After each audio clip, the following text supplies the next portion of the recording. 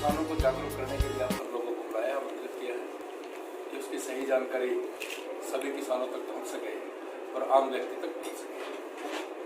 अभी केंद्र सरकार 3 अध्यादेश लेके आई है, अभी वो कानून बनने बाकी है क्योंकि लोकसभा में वो रखे जाएंगे, उसके बाद उसमें चर्चा होगी और उसमें कोई भी सुझाव जो आएंगे या जो उस विचार विमर्श से निकलेंगे, किसान हित में जो भी होगा उसको भी उसमें शामिल किया जाएगा। कोरोना काल में क्योंकि संसद नहीं हो रही थी, इसलिए 3 अध्यादेश अभी आए हैं जिनको मंजूरी मिली है और वो पूरी तरह से एक खुला मंच रहेगा लोकसभा में और उसमें अगर कोई व्यक्तिगत भी कोई अपना सुझाव देना चाहेगा तो वो भी दे सकता है, वो भी वहाँ तक पहुँचाया जाएगा। अगर किसान हित में कोई अध्यादेश, जैसे मैं बता रहा था कि अभी जो आए हैं इन तीनों अध्यादेशों में एक है फार्मर प्रोड्यूस ट्रेड एंड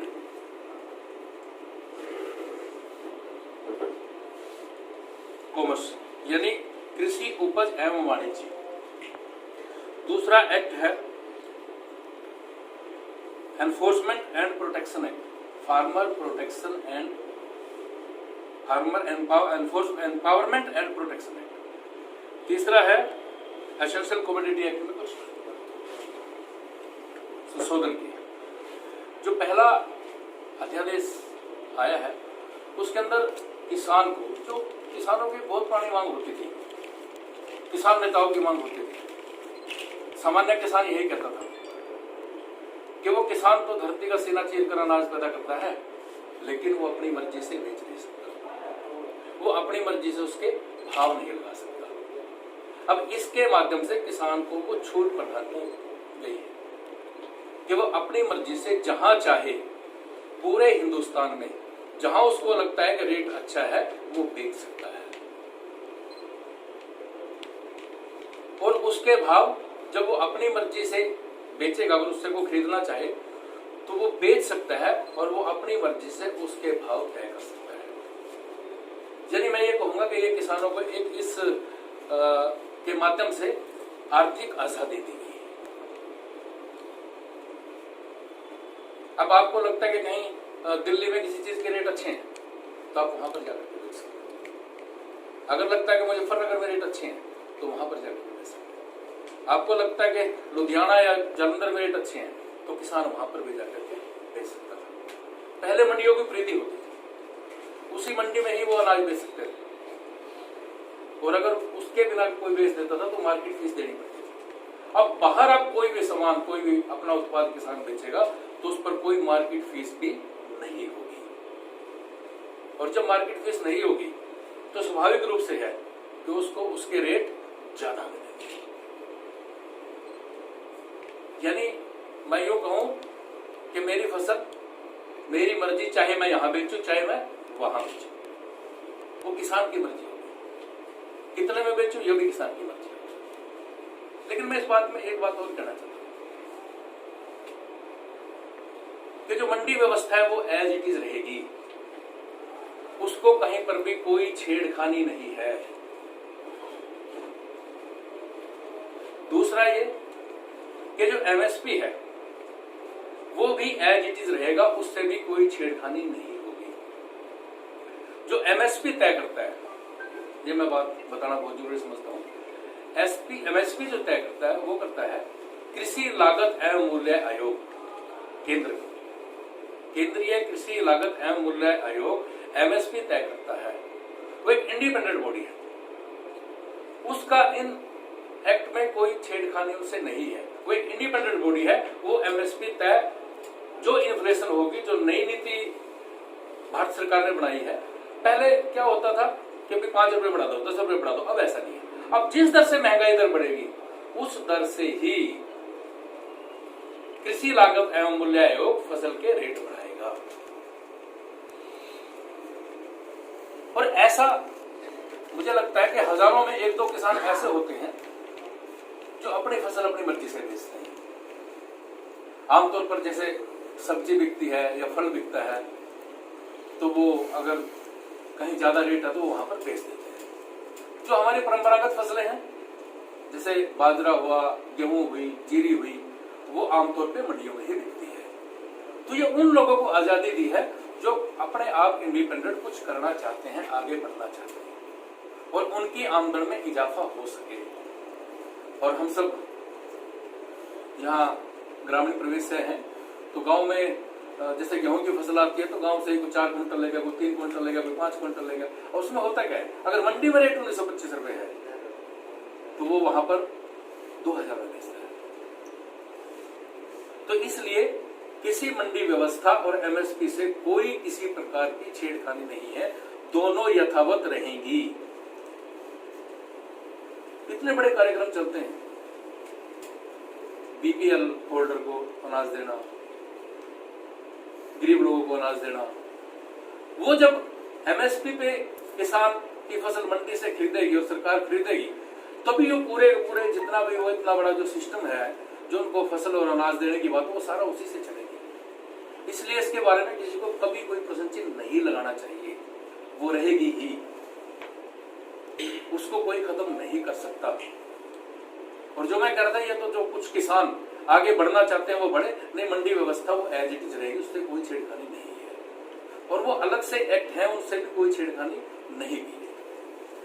दूसरा जिस एक्ट का मैं जिक्र कर रहा था, एम्पावरमेंट एंड प्रोटेक्शन एक्ट, जिसके अंदर खेती का एग्रीमेंट का जिक्र है। एग्रीमेंट खेती, कॉन्ट्रैक्ट खेती। और जो कॉन्ट्रैक्ट खेती है वो आमतौर पर सब्जियों की खूब चलती है। जैसे आलू का कॉन्ट्रैक्ट करते हैं चिप्स बनाने वाले, या बाकी और जो कॉन्ट्रैक्ट करते हैं वो कॉन्ट्रैक्ट होता है। लेकिन पहले क्या होता था, वो जैसे किसी ने 12 रुपए किलो कॉन्ट्रैक्ट कर दिया आलू का और आलू सस्ता हो गया तो वो बैक कर सकते थे।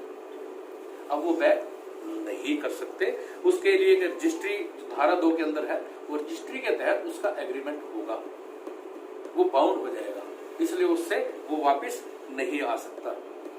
इसमें मैं यहां बात जरूर बताना चाहूंगा कि कोई भी अगर एग्रीमेंट किसान हित के विरुद्ध होगा तो वो ऑटोमेटिकली रद्द समझा जाएगा, वो वाइड होगा, वो लीगल नहीं होगा, वो मान्य नहीं होगा। ये धारा भी इसके अंदर जोड़ी गई है। ये धारा 3(2) के अंदर है कि इस प्रकार का भी कोई एग्रीमेंट होगा तो उसको समाप्त कर दिया जाएगा, उसको माना नहीं जाएगा। उसके बाद एक संशय हो आता है कि भाई जब कॉन्ट्रैक्ट खेती होगी उसमें कहीं किसान के साथ कोई अहित ना हो जाए। किसान को जो काम करने के लिए कोई कंपनी पैसे देगी तो वो उसकी रिकवरी के लिए किसान को बंधुआ खेती नहीं करा सकती, बाउंड एग्रीकल्चर नहीं करा सकती, बंधुआ खेती नहीं करा सकती। जैसे मैंने 5 लाख रुपए दिए मान लो किसी कंपनी ने, और ये कभी 4 साल का कॉन्ट्रैक्ट है, तो वो 4 साल के बाद उसको बाउंड नहीं कर सकती कि वो खेती वो करे। इसलिए किसान को पूरी तरह से सुरक्षित किया गया। वो उसकी एवज में पैसे दे करके कोई खेती कराए, उसमें कोई ढांचा खड़ा करे, कोई उसमें खर्च करे, तो उसके लिए वो उसकी जमीन को उसकी एवज में पट्टे पर भी नहीं ले सकती, वो उसकी एवज में गिरवी भी नहीं रख सकती, और उसकी एवज में खरीद भी नहीं सकती। यानी किसान को पूरी तरह से सुरक्षित और संरक्षित किया है। इतना ही नहीं, अगर कोई ढांचा वहां पर वो खड़ा करती है, मान लो पॉली हाउस लगवा दिया 10 साल के लिए, 10 साल खत्म होने के बाद एक निश्चित समय में अगर उस पॉली हाउस को कंपनी नहीं उखाड़ेगी तो उसका किसान अपने आप मालिक हो जाएगा। उसके अंदर ये प्रावधान किया है, ये धारा 8 में जोड़ा है। तो यानी किसान को पूरी तरह से सुरक्षित किया है, उसके हित से कभी कोई समझौता नहीं होगा, ये इन धाराओं में आया है। इसके अलावा जो एसेंशियल कमोडिटी एक्ट है, उसमें पहले किसान अपनी खेती की अनाज को भंडारण नहीं कर सकता था। अब इसमें छूट दी है कि कोई भी किसान या जो किसान से फसल लेकर के बेचता है वो उसका भंडारण कर सकता है, उसके भंडारण पर कोई रोक नहीं है। जब उसको लगता है रेट अच्छा आएगा तब तो वो उसको बेच देगा। इसको पूरी तरह से खुला रखा गया है। वरना पहले तो आप सब जानते हैं कि अगर किसी ने तो 50 मण गेहूं स्टोर कर ली तो उस पर मार्केट में बड़े छापा मार देते थे। अब उसको पूरी तरह से समाप्त कर दिया गया है। कुछ विशेष परिस्थितियां छोड़ के अगर कोई आपातकाल आए, कोई इमरजेंसी हो, कोई युद्ध की स्थिति हो, तब उसमें वो पाबंद रहेगा, यानी जैसे धारा 144 रखती है तब वो उसमें पाबंद रहेगी, वरना इसमें कोई पाबंदी नहीं। कोई भी किसान अपनी फसल को कितनी चाहे उसका पहचान कर सकता है। अब मैं आपको एक एग्जाम्पल और देता हूँ। जैसे श्यामगढ़ के अंदर खरबूजे बिकते हैं, वहां 4 महीने का ठेका सोच थी, उसके ऊपर काम करते हुए 3 बंदे हमारे बीच में आए हैं।